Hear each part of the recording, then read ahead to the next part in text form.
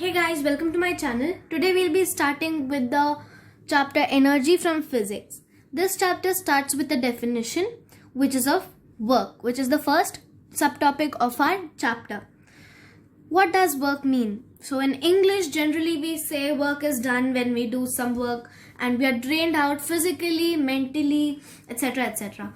But if you do this work for a physicist, he will not be willing to pay you. Why? Let's see. Work is said to be done when a force is applied on an object and the object gets displaced under the action of that force in the direction of the force. So, what are the conditions for work to be done in physics? When a force is applied on an object and the object gets displaced, and that too because of the force applied in the direction of the force applied. Okay, so if you apply force on an object, it has to move. If you're applying force on a wall, no work is done because walls don't get displaced. So let's see in what are the conditions for work to be done. So there are three conditions which we understood by the definition itself. First is force should be applied, or force must be applied on an object, which is a very important one. Second, the object should move from its position of rest. In other words, there should be displacement, or there should be a change in the shape or size of the object. So, due to the force applied, the object should move or get displaced, or at least there should be a change in the shape or size of the object. Third, the object displacement should be because of the force applied and should be in the direction of the force applied. So if you're pushing right and the object moves left, no, that's not work done. It should be applied, it should be moving in the right side when you're applying force on the right side. Now let's see in what situations work cannot be done. So mainly work cannot be done if the above given situations or above given conditions are not fulfilled. So what can be the situations? Let's see. First one can be when there is no force applied. So that was the very first demand for work to be done. And if there is no force applied, there will be no displacement, hence no work done. So what can that be? If you read a book, you're not applying any force and there's no displacement, obviously. If an object is resting on a surface. So for example, if I take a scissor and just keep it there, there's no work done because there's no movement done in the object, or there's no force applied. But pushing it sideways, I'm doing some work. So guys, our second demand or second situation in which work is not done is when a force is applied but there is no displacement. So if you're applying a force but there's no displacement, example, if you're pushing a very heavy object which cannot be moved by your force alone and you alone are pushing it. So for example, pushing a wall. So if you're pushing a wall, we are damn sure that it's not going to move, and thus there'll be no work done. Another one can be a porter standing at a place with heavy loads on his head. So if a porter is standing just at a place, not doing anything, holding things, he's not doing any movement. Though he's applying force, there is no displacement, hence no work done. Our next case will be when force is applied, the object moves but comes back to its starting point. So if I'm applying a force, suppose I have this scissor here, I'm applying a force, the object has moved but I'm bringing it back to its same position, then there'll be no work done. Why? Because there is no net displacement. Displacement is only the distance between your starting point and the final point. And if there is no distance in between them, the 2 points, then obviously no work done. What can be an example? It can be pushing a trolley in a circular path.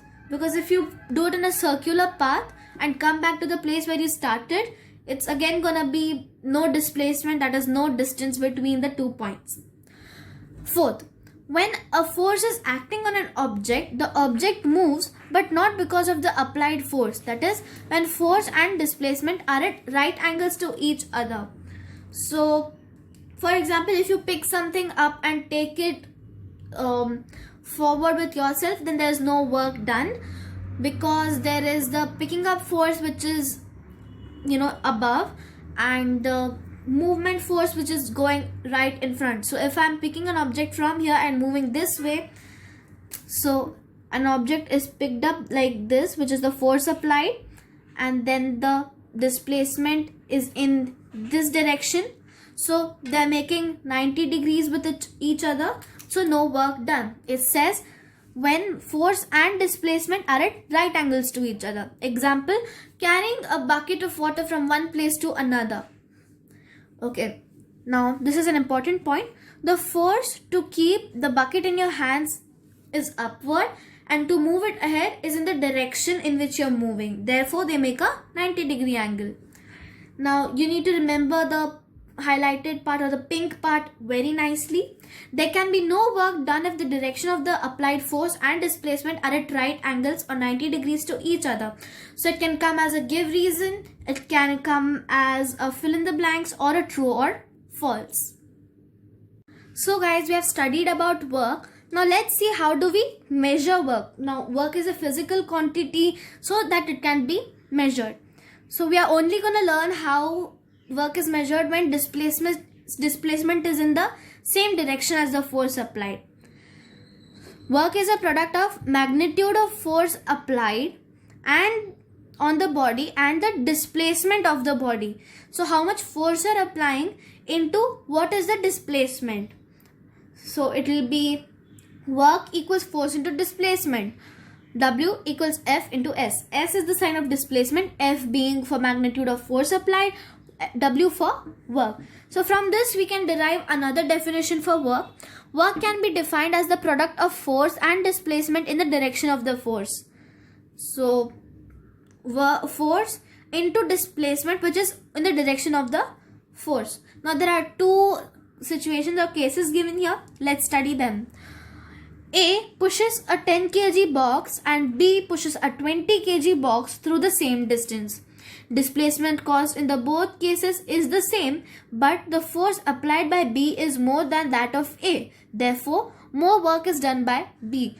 Why is it the same as that of, why is it not the same as that of A? Because they are going in the same direction till the same distance, but the box that A is pushing is of 10 kgs and the one B is pushing is of 20 kgs. For sure 10 kgs is lesser than 20 kgs, and when the two blocks move in the same direction for the same distance, more work is done on the 20 kg box. So more force is required to move it. Now this shows that greater the magnitude of force applied, more is the work done. So more the force you applied, more is the work done. Another case is A pushes a box of 10 kg and B pushes a box of 5 kg. If B displaces the box by 20 meter and by 10 and A by 10 meter in the same force, the work done by B is more. Why so? Because it's taking a larger distance. So this shows that greater the displacement, more is the work done. Displacement is greater. There is more movement in the box of B, that is in the 5 kg box, than that of the 10 kg box. Now that we have learned what is the formula to measure work, let's see what's the unit of the work. So as we know, the formula for work is force into displacement. So the unit of work will be unit of force into unit of displacement. What is the SI unit of force? That's Newton. And SI unit of displacement is meter. So SI unit of work will be Newton into meter, which is Nm or Newton meter, which is also called joule. So let's see what can a joule be defined as. 1 joule can be defined as the amount of work done if a force of 1 Newton causes a displacement of 1 meter in the direction of the applied force. Now, if you're applying 1 Newton of force and the object moves 1 meter in the direction of your force, then you have done 1 joule of work. A larger unit of work is kilojoule or kj, which is 1000 joules. Just like your distance, that is 1 kilometer equals 1000 meters. Now we have almost done with the whole work. Now we will study a related chapter or related topic, subtopic, which is energy. Now, when we run, we do work as we apply energy or force. How do we do this work? When our leg pushes the ground, we are applying some energy to move forward. If you're having more of the energy, you can run a larger distance for a longer time. And if you're having lesser energy, you can run a shorter distance or for lesser amount of time. So let's see what is the definition of energy. Energy can be defined as the ability to do work.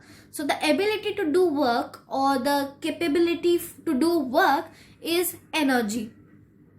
Now guys, after we studied energy and its definition, that it's the ability to do work, we understand that both energy and work are directly related to each other. So therefore the unit of energy or the SI unit of work in energy is joule. Both have the same unit, therefore the same formula. Now we'll read about a form of energy which is mechanical energy. Now first we'll learn an very interesting fact about energy. It is like the interesting fact of atom, which is the law of conservation of mass. The same is with the law of conservation of energy. Energy can neither be created nor destroyed. Energy exists in many different forms which can be converted from one form to another. So if I'm doing work and after I measure the amount of work I've done, the result and the amount of work I've put in, if they're not equal, that means energy is converted from one form to another. So when a ball falls, if you see that the amount of energy is not equal when it was at height to when it touches the ground, it means that some energy is lost as sound, some as a bit of heat, and some as a bit of friction. Now, work is done on a body, another body supplies energy to it. Example, lifting a stone. For example, I take a scissor. If it's stationary, there is no work done on it, it has the same amount of energy. But when I lift it, some of my energy is used in lifting this scissor. So it's converted or put into the scissor while the action is being done. Now, energy possessed by a body due to the work done on it is known as mechanical energy. If this is the scissor, I'm lifting it and keeping it down again. That means I'm using mechanical energy and I'm applying mechanical energy. Now there can be only two kinds of mechanical energy, which are kinetic energy and potential energy. Kinetic energy is the energy when the object is in action, and potential energy is a stored energy. If I'm keeping my pen here, it's stationary, no work is being done on it. That means it has potential energy or stored energy. But when I'm lifting it or just moving it around, that means it has kinetic energy because it's having some movement or displacement. We'll first study about the kinetic energy, which is the energy when in action. Let's see what's its definition. Kinetic energy of a body is the energy possessed by it due to the motion or movement. As told you before I explained this or before the formula was given, that it is the energy possessed due to the body due to its movement. Now, all moving things have kinetic energy, like a child riding a bicycle, a moving bus, a moving swing, flowing water, moving air or wind, etc. Now guys, let's see what are the factors determining kinetic energy. The factors determining kinetic energy are just two: mass and velocity. Another way to remember it, you will also remember the formula with it. Whatever is in the formula of your whatever you're studying, that means those things are the factors which determine or affect the kinetic energy. For example, so my formula for kinetic energy contains mass and velocity. So those are the two things which are affecting or determining the kinetic energy. Now, what is the formula? It's half mv square. Mass, m stands for mass here of the body, which is in kilograms, and velocity here or v square stands for velocity of a body, which is in meter per second. Now, from the above relation or formula, we can conclude that when the velocity is kept constant, a heavier body possesses more kinetic energy. But when the mass is kept constant, a body moving faster possesses greater kinetic energy. So if one is constant, there is a different situation for the other to be higher in the kinetic energy. We'll study the next energy, which is stored energy, that is potential energy. Let's see what's the definition for the same. Potential energy refers to the energy stored in a body. It is the energy possessed by a body due to the virtue of its position or its configuration. The types of this energy are gravitational potential energy and elastic potential energy. Let's study in detail about these two types. Now guys, we'll be studying about the first type of potential energy, which is the gravitational potential energy. Let's see what is its definition. An object is said to have gravitational potential energy due to its raised position or height. Work has to be done to raise something above the ground or higher, and that energy is stored in its as gravitation potential energy. Example, a raised brick, flower pot placed on a balcony, a raised stone, water stored in a reservoir, etc. So basically, any action done against gravity on an object causes it to possess gravitational potential energy, and mainly if it's raised high above the ground. So what's the formula to find potential energy? It's m into g into h, which is m is the mass of the body, g is acceleration due to gravity, which is a fixed unit, 9.8 meter per second square, which is rounded off to 10 meter per second square. And h is the height at which body is placed above the reference level. So if this is the ground, I'm standing here and a point is placed say about 5 centimeters above me, then that's the distance from the reference point. Okay, now we'll be studying about the second type of kinetic energy, which is the elastic potential energy. Elastic potential energy is the energy that gets stored in a body when the body is stretched, compressed, or bent. So if you have a rubber band, you stretch it, there is elastic potential energy acting upon the rubber band. Let's see what are the examples. Elastic band of a catapult, stretched rubber band, compressed squishy, etc. So whatever are those stretchy, bendy and compressible things, those act due to the elastic potential energy.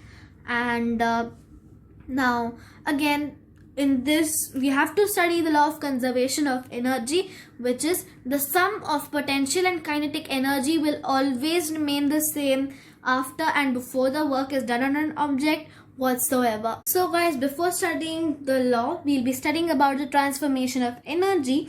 Now there are many forms of energy. Here we are taking chemical, magnetic, nuclear, light, heat, sound and electrical. Let's see what can these be classified into. All these energies can be classified into just two forms. Those are potential and kinetic energy, and here we have written them down. First we'll be studying about potential energy alone. Now, which are the forms of energy which fall under potential energy? Here in the ones we are studying, there are just three. They are chemical, magnetic and nuclear.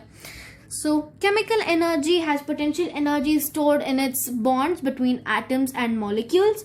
Magnetic energy is stored in magnets, and the nuclear energy is stored in the nucleus of the atom, which has to split up. Now all these energy were just potential energy. Let's go on to kinetic, which are 4 in number: light, heat, sound and electrical. Now light energy is in the motion of photons, which always keep moving. Next is heat, which is in the vibration of atoms of molecules within the matter, because when you heat something, the molecules start vibrating, thus it has kinetic energy. Sound energy is produced by vibration of bodies. So when I am hitting a piece of pen or just a pen on a glass surface, then the sound produced is moving through the air in the form of waves, which is moving, so kinetic.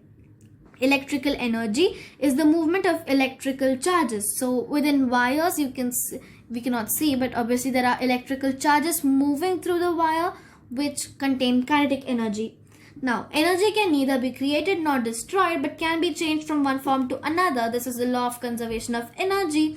And according to this law, the sum of both potential and kinetic energy will always be the same or constant. Now, as I told you, according to the given law, that is law of conservation of energy, the sum total of energies of all kinds is in an isolated system always remains constant, and our earth has an isolated system of energy, thus whatever object on earth has the constant sum of kinetic and potential energy, that is constant amount of mechanical energy. Now let's see what is the energy conservation. So that's another simple topic, and there are about 3 energy conservations we're going to study about for a simple pendulum, for a roller coaster, and in a hydroelectric power plant. First is for a simple pendulum. Let's see what a pendulum looks like. So here I have the sketch of a pendulum. This is the first horizontal bar of the pendulum. This is a small steel bob, and this is a very rigid, lightweight wire or thread.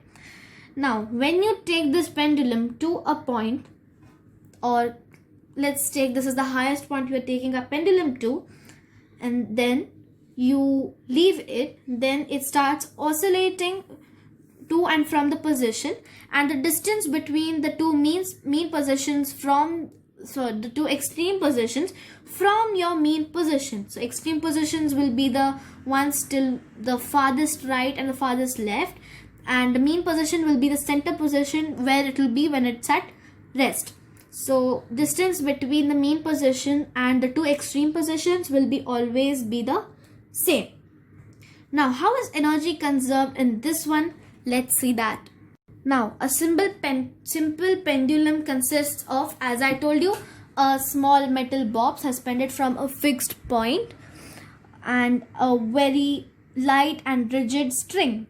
Now when given a gentle push, it starts oscillating to and fro on either side of its mean positions. Maximum distance are the extreme points, and the center or rest position is the mean point.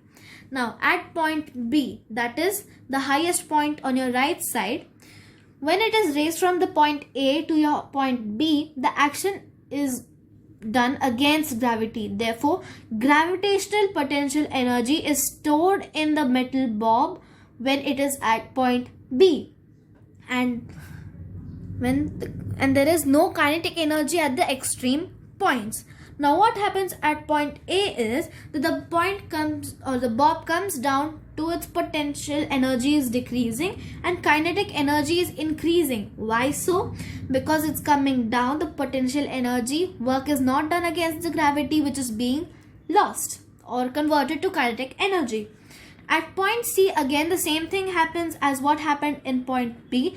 The bob comes from point A to point C, the potential energy increases and the kinetic energy decreases to such an extent that there is no kinetic energy left in the extreme position.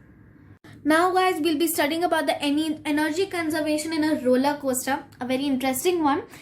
In a roller coaster, the sum of potential and kinetic energy are always the same, thus the total energy is always conserved. We read this point in on the law of conservation of energy, where it said the sum of potential and kinetic energy is always constant or same. So when the car or the thing that you ride on is at the top of the ride, it has maximum potential energy. Why? Because the work was done against the gravity to get the car at the top.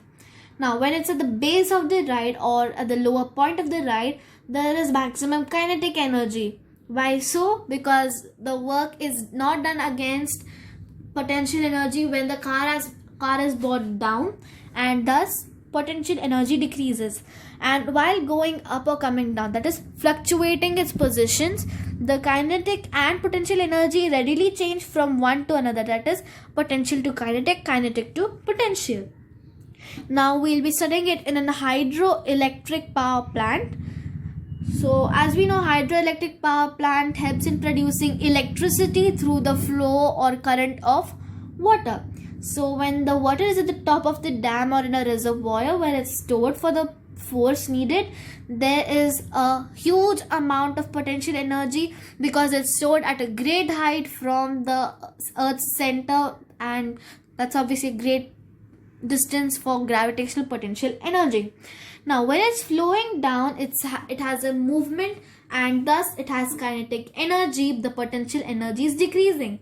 So when the turbine blades are turned, the mechanical energy converts, because both kinetic and potential energy are forms of mechanical energy, and this energy is converted into electrical energy as by the generator as the blades of our turbine are moving or rotating. Now we have to study about the work energy relationship. So energy is the ability of a body to do work, as we read before. So energy and work are directly related to each other. That's again obvious. So when an object is at a height from the ground, it possesses potential energy, also known as gravitational potential energy more precisely, and when dropped, its potential energy keeps on decreasing until it becomes zero. When does it become zero? So for example, this is a ball or an object which I'm dropping at a height, and now its potential energy has become zero because it has touched the ground. That is, potential energy becomes zero only when it touches the ground.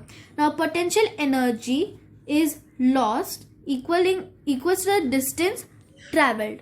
So guys, the final relation to that equation will be work done by a body equals energy change in the body. Now we'll be studying the last subtopic of this chapter, which is power. Let's see what does the definition say. Power is defined as the rate at which work is done or energy is transformed per unit time. Okay, so this is basically the definition of power, and this converts to power equals work upon time, that is P equals W upon T. Now let's see what's the main thing we have to remember in this. Power will be greater when work is done in lesser time and vice versa. So this can be asked as give reason. You have to give reason why so, and fill in the blanks, true or false, etc, etc.